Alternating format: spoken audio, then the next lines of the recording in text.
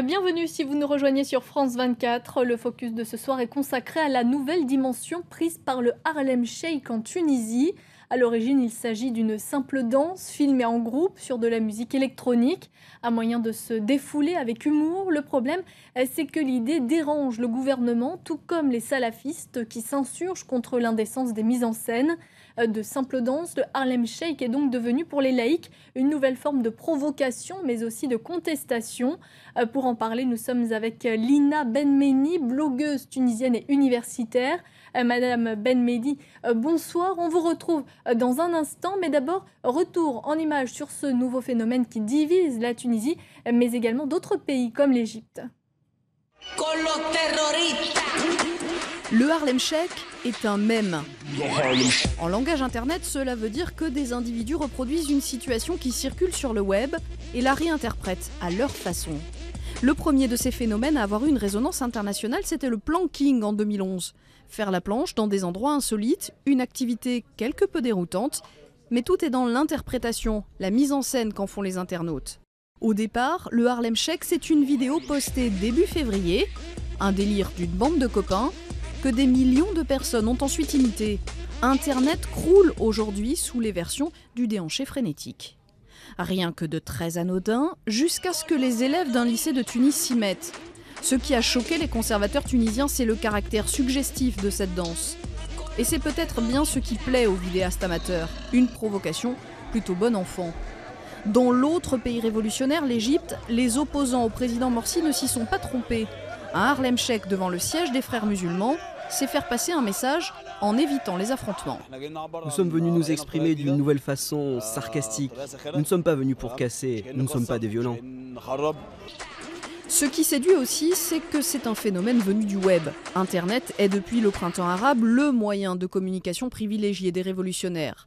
Un média qui permet à peu de frais et en peu de temps de créer un buzz international. Car avec les mèmes, pas de barrière de la langue. Comme pour les flash mobs, l'idée du Harlem Shake est de faire une vidéo à plusieurs, participer à un projet et parfois revendiquer son appartenance à une communauté. Un geste qui peut donc être politique ou pas. Et nous sommes toujours en ligne avec Lina Benmeni, blogueuse tunisienne et universitaire. Madame Benmeni, bonsoir. Est-ce que vous êtes solidaire de ces jeunes Tunisiens qui pratiquent le Harlem Shake? Bonsoir. Oui, bien sûr, je suis solidaire avec ces jeunes Tunisiens. Pour moi, la danse est un art, on ne peut pas juger l'art. Ils sont libres de s'exprimer, ils sont libres de danser, de chanter, d'écrire, de faire des graffitis.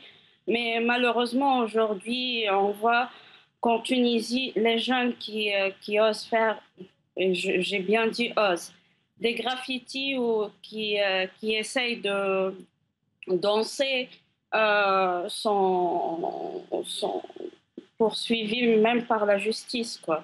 Justement, le gouvernement a récemment promis de prendre des sanctions contre les élèves et le personnel d'un lycée qui a participé à un Harlem Shake. Comment expliquez-vous cette réaction de la part des autorités tunisiennes? Bon, moi, je pense que cette réaction est ridicule et n'a pas de sens du tout. Euh, Comme je le disais, danser est une liberté. Euh, et puis, normalement, ce genre d'affaires, s'il y a un dépassement, ça se règle au niveau du lycée. Il y a un règlement intérieur, c'est à la directrice ou au directeur du lycée de juger cela. Mais le fait qu'un ministre de l'Éducation euh, interviennent et un dimanche et enregistrent une vidéo un dimanche pour parler du Harlem Shake euh, est très grave. Il y a des problèmes beaucoup plus importants au niveau du système éducatif en Tunisie. Il y a d'autres rassemblements qui se font dans des lycées pour endoctriner les jeunes et les envoyer faire le djihad en Syrie, par exemple, et Monsieur le ministre était absent alors que cela se déroulait dans des lycées tunisiens. Donc, bon, je trouve cette réaction inutile et puis elle a, euh, elle a commencé une polémique, elle a lancé une polémique dont on n'avait pas besoin. Alors, ce n'est pas la première fois que des Tunisiens dansent dans la rue, soit pour s'exprimer ou tout simplement pour protester. Il y avait un collectif baptisé Art Solution qui danse également dans la rue.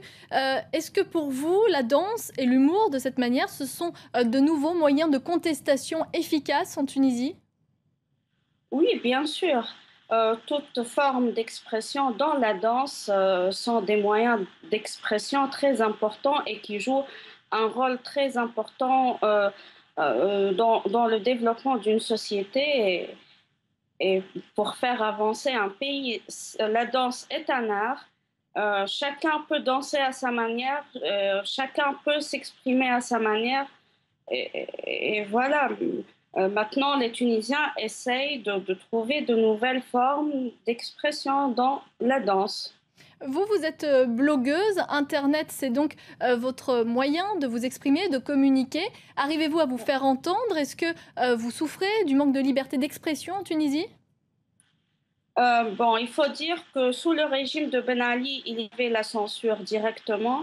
Maintenant, ils essayent de nous censurer autrement en s'attaquant aux personnes qui osent s'exprimer librement, qui osent critiquer la situation, le gouvernement en place. Donc maintenant, il y a des groupes et des pages sur Facebook dont le seul rôle est d'organiser des campagnes de diffamation contre des politiciens, des opposants, des blogueurs, des blogueuses, des artistes aussi.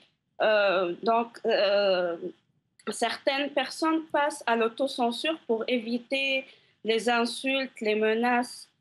Je sens que la liberté d'expression est de plus en plus en danger en Tunisie aujourd'hui.